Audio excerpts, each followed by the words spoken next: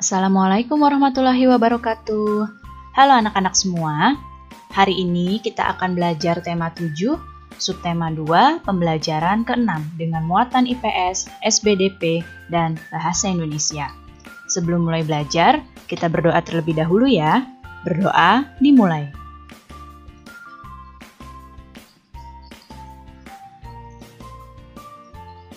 Berdoa selesai. Baik anak-anak, sudah siap untuk belajar hari ini? Kalau sudah siap, mari kita mulai belajarnya. Pertama-tama, kita akan mempelajari muatan IPS. Setelah melalui berbagai peristiwa perlawanan, baik fisik maupun diplomasi, tibalah waktunya pengakuan kedaulatan Indonesia. Tindak lanjut dari Perjanjian Rumroyen adalah diselenggarakannya Konferensi Meja Bundar atau yang sering disingkat dengan KMB. KMB ini dilaksanakan di Den Haag, Belanda pada tanggal 23 Agustus hingga 2 November 1949.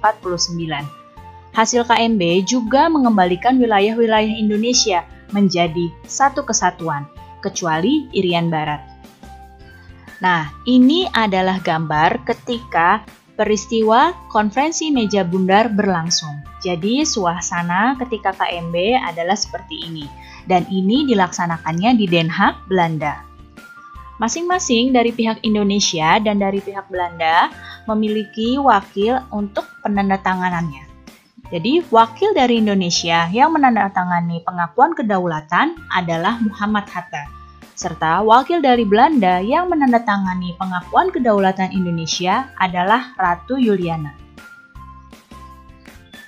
Dengan adanya pengakuan kedaulatan tersebut, berlahirlah penjajahan dan kekuasaan Belanda atas Indonesia. Peristiwa tersebut juga menandai berdirinya negara Republik Indonesia. Bersyukur kepada Tuhan atas karunia berupa bangsa negara Indonesia merupakan bentuk cinta tanah air.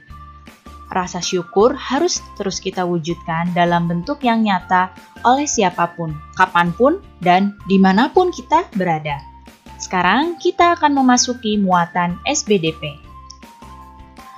Salah satu upaya untuk menghormati dan menghargai jasa para pahlawan adalah dengan menyanyikan serta memahami lagu-lagu perjuangan. Di Indonesia ada begitu banyak lagu-lagu perjuangan. Setiap lagu perjuangan memiliki makna yang menggambarkan sikap kepahlawanan para pejuang.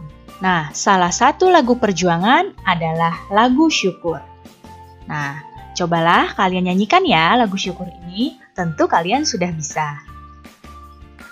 Nah, setelah kalian mencoba menyanyikannya, kira-kira apa ya makna dari lagu syukur ini?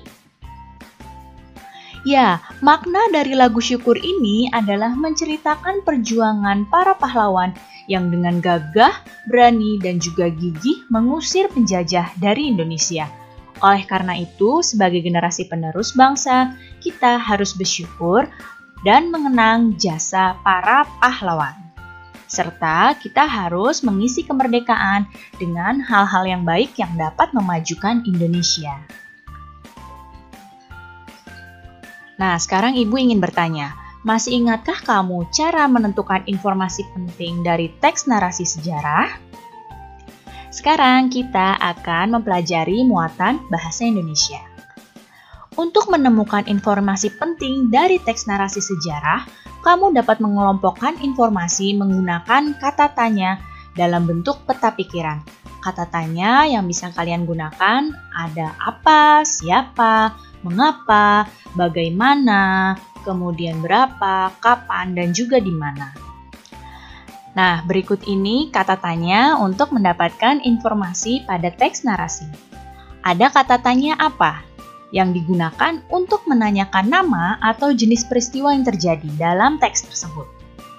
Kata tanya di mana digunakan untuk menanyakan tempat berlangsungnya peristiwa dalam teks. Kemudian, kata tanya kapan digunakan untuk menanyakan waktu terjadinya peristiwa di dalam teks. Kata tanya siapa digunakan untuk menanyakan tokoh atau pelaku yang terlibat dalam peristiwa yang terjadi di dalam teks. Kata tanya mengapa ini untuk menanyakan penyebab terjadinya peristiwa dalam teks, dan kata tanya bagaimana. Ini digunakan untuk menanyakan cara atau keadaan saat terjadinya peristiwa di dalam teks. Bagaimana? Kalian sudah ingat kembali kan tentang kata tanya ini? Sekarang kita akan mencoba mencari informasi penting dari teks menggunakan kata tanya dan juga peta pikiran. Nah, sekarang kalian bacalah teks berikut ini dengan cermat ya.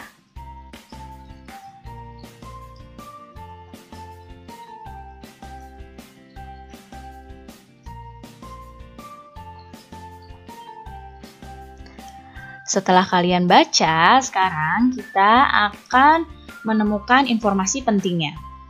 Dengan judul Peristiwa Konferensi Meja Bundar, ini Ibu singkat ya, jadi KMB. Nah, yang pertama, kata tanya yang digunakan adalah kata tanya kapan. Kapan peristiwa KMB terjadi? Ini menanyakan waktu ya, dan di sini ada. Kita jawab KMB terjadi pada tanggal 23 Agustus sampai 2 November 1949. Kemudian kata tanya berikutnya kita menggunakan kata tanya di mana. Di mana KMB dilaksanakan? Nah, menanyakan tempat. KMB dilaksanakan di Den Haag, Belanda. Kemudian pertanyaan berikutnya, apa? Apa hasil dari KMB? Nah, di sini ada dalam teks. Hasil dari KMB adalah pengakuan kedaulatan Indonesia oleh Belanda. Dan satu lagi kita akan buat kata tanya siapa. Ya, menggunakan kata tanya siapa. Siapa yang menandatangani KMB dari pihak Indonesia dan Belanda?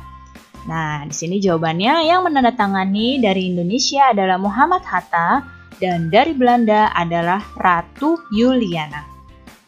Bagaimana? Kalian sudah ingat kembali ya?